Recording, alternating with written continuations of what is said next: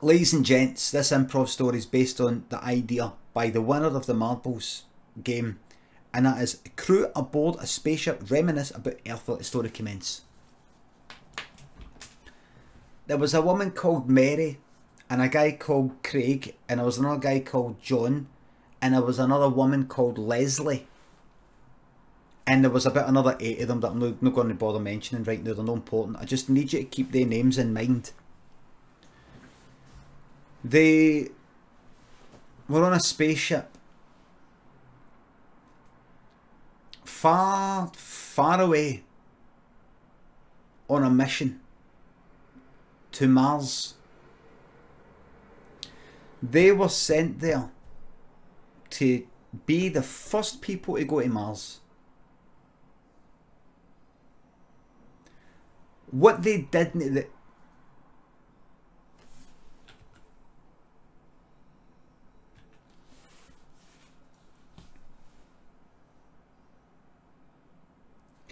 They were talking about Earth.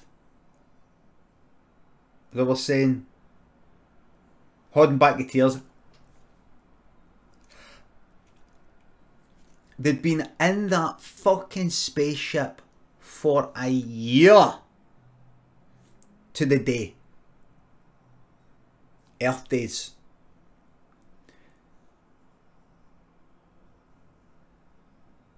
And Leslie said, Mary, John, Craig, what?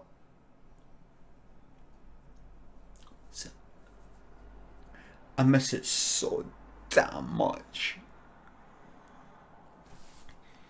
Craig went, we all do. But this is hopefully going to give us a new start. Mars. Once Earth fucks up, we're going to live here on Mars. And Mary said, but what I don't get is why do we need to go to Mars to survive there when there isn't an atmosphere that we can breathe? Because Earth might fuck up so much that we won't be able to live there. Sorry, I don't... So Mary said, sorry, I don't get you. Sorry, wait. Even if Earth fucks up like a lot, like with global warming and all that, and say that the water rises and stuff like that, it would no best to like see whatever we're going to build on Mars. I mean, we're going to have to be all contained anyway. It's going to be like fucking living in a bunker. Yeah, maybe. So we may as well have that bunker on Earth, the planet that we're familiar with. Because we all have water and we'll be able to use, you know, day stuff and...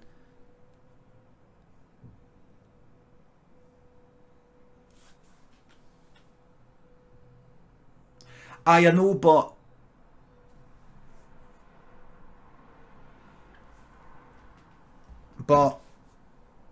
the heat, the global warming, it's not just going to get hot, it's going to get very cold as well. I know, but there still will be life here. I know everything's going to be extinct. We're still going to be able to, like, say, do a bit of fishing, maybe. We can date here, whatever we're going to do on Mars to survive, we can do here. I mean, even if the fucking water level went right up to fucking the tip of fucking Everest, which it won't, eh? Would we not be better surviving on the fucking oceans of Earth than going, or taking every cunt or a small handful out of fucking Mars and surviving with no fucking atmosphere? I mean, we've got thousands of years of experience of this fucking planet. Could we know... Mary, you're not getting it. And John said, can I just interrupt here? I don't know if... can I just interrupt here? What you're no getting here, Mary, is that at some point the sun is going to get bigger and bigger and it's going to burn up Earth. It's going to burn it up. So we need to get off it to go to Mars. But then Mary said, I know, but wait a minute, wait. If the sun gets so big that Earth is all burnt up or something, I mean, Mars is close enough, relatively fucking speaking, to be like start to heat up pretty badly and all, and then it's only a matter of time before we have to fucking go to the next planet, and then we've got to try and build new fucking stuff to take us somewhere from Mars to somewhere else, only with the resources on fucking Mars, which is fuck all.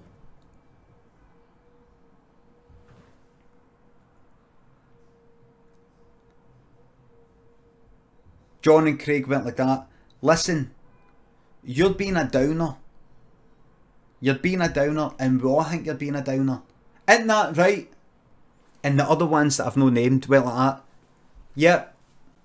You're being a downer. This is good.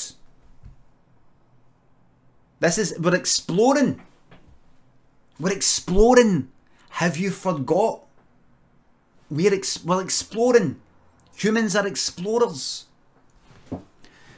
I know, but... Oh, here she goes again. Would you listen?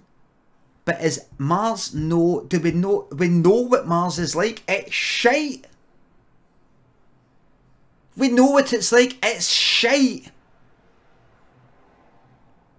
There's nothing there. It's crap. It's not like... See if we were on Mars. And... We've somehow survived in Mars and grown up in Mars, and that's our planet.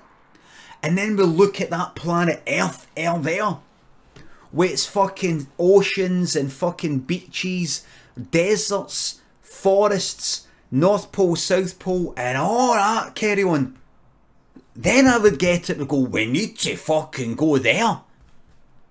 Even if we couldn't breathe the atmosphere for some reason, we'd be like, look at it.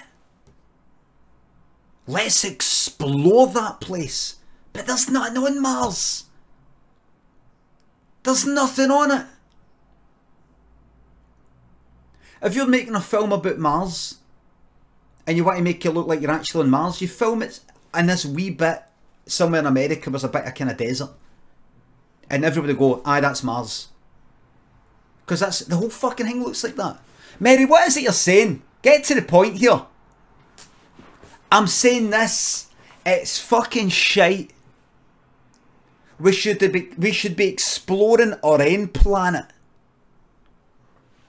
Exploring ourselves.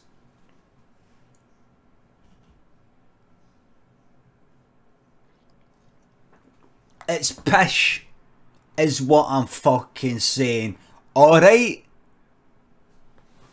Is nobody gonna back me up here? Because I've chatted with a few people on this ship who have privately agreed with me. Are you gonna fucking bottle it here? Are you gonna bottle it and you're just gonna keep your mouth shut? Are you gonna fucking say what needs to get said? It's pish. Hands up if you agree with me.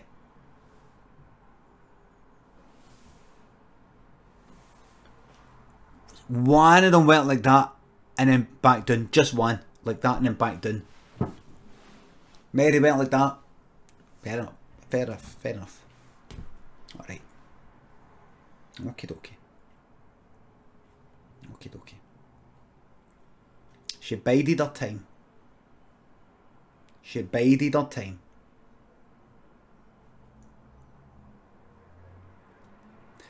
Mary, we're a wee bit worried about you. What? That your heart's no in it, we're worried that you know you're not going to be part of the team. And what's part of the team? I just think it's a bit pointless. But the fact is, I'm a professional. We're here on a job. What we meant today, go back. Let's get it done. Let's get it done and make a right go at it.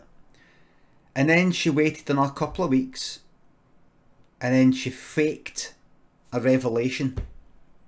She said she made sure she didn't do it prompted. She didn't do it in response to somebody saying something then it would look like she was lying. She just did it like out of the blue. She waited that every now and again it would bring it up. So she waited until it was like a good 2 weeks that nobody had said anything. Like they were all getting on. Like there was no reason for her to bring this up. And she said, do you know, I've been thinking, it just dawned on me, I'm really actually, this is the first time I've been really, really excited. Just recently, I just noticed how really excited I'm about this whole thing. Because it isn't about what's the easiest option. We've never, people, humans have never been about what's the easiest option. Well, I think this is an insane decision to go to Mars. But that's what we are. That's what we do. That's what humans are. We're fucking insane. We would rather go out into the cold or into the blistering heat to explore than sit in a safe room for the rest of our lives. We would rather do that. We can't help ourselves. It's insane. But that's what I love about us. And I can't believe it's taken me to come this far away from Earth to realise that that's what we are all about. And it's beautiful. And a few of them went like that. You know, Mary, I would like to say, Craig said, I would like to say, well done and come and run. But I was actually having my doubts myself. I always have had my doubts. I think it's healthy to have your doubts. But you saying that is so true. We humans have never just stayed in our caves. We've always just went, we need to go a wee bit further, a wee bit further. Thank God that we're like that, or we wouldn't have done, because we don't know what's there. We don't know what's going to happen next. So just then, Mary pressed this big fucking red button.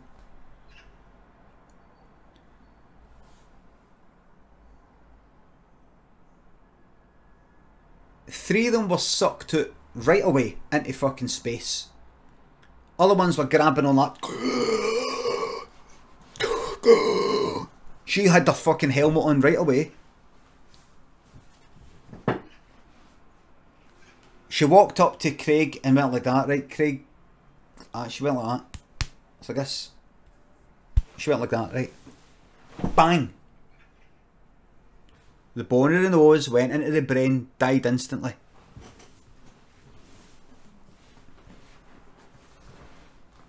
She then shut the airlock. Three of them were left. They were in a bad way, like this. Oh, because they were suffocating. She put the oxygen back on the air. They started feeling alright again.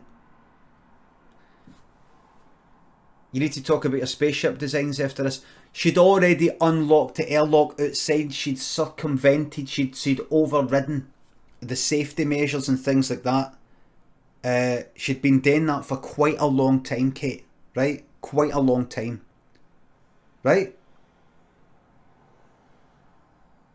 She tested it and tested it and tested it. She had her excuses already. What's that you're doing? I'm wanting to test this. She had her excuses already. She made sure that could open without triggering all the fucking systems and all the alarms. She was a genius. She practically built this fucking ship. She practically designed this ship.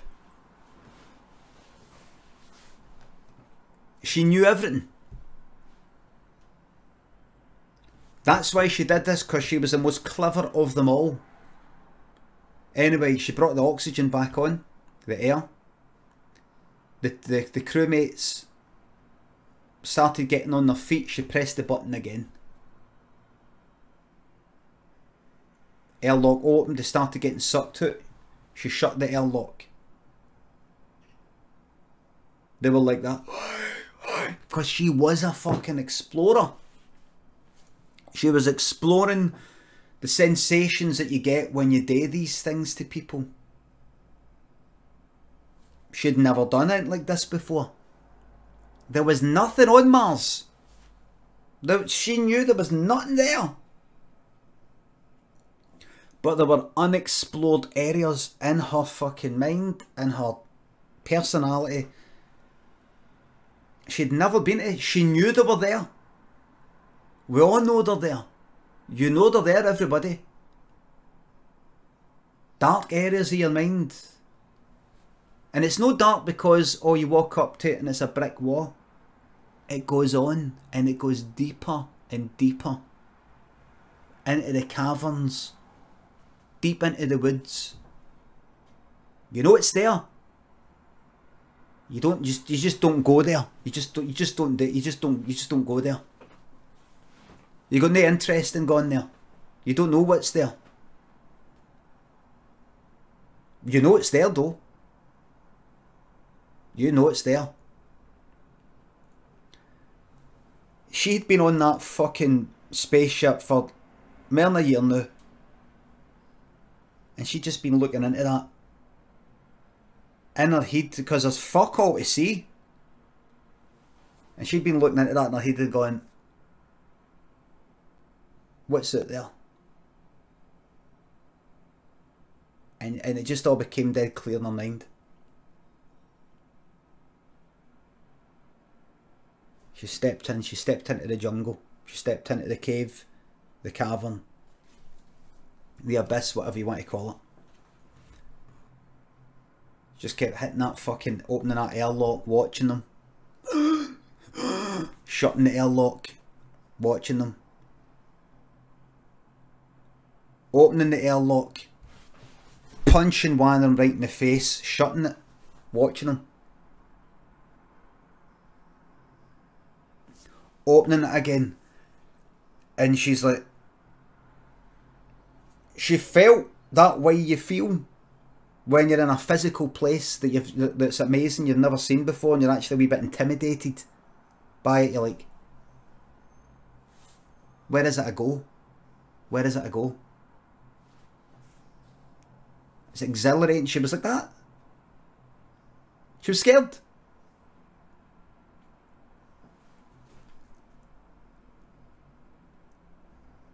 Then just on the one go, she just shot them all out.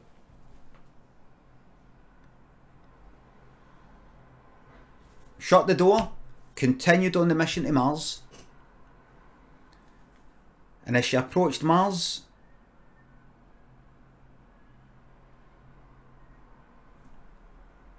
she landed. She set up what she needed to set up.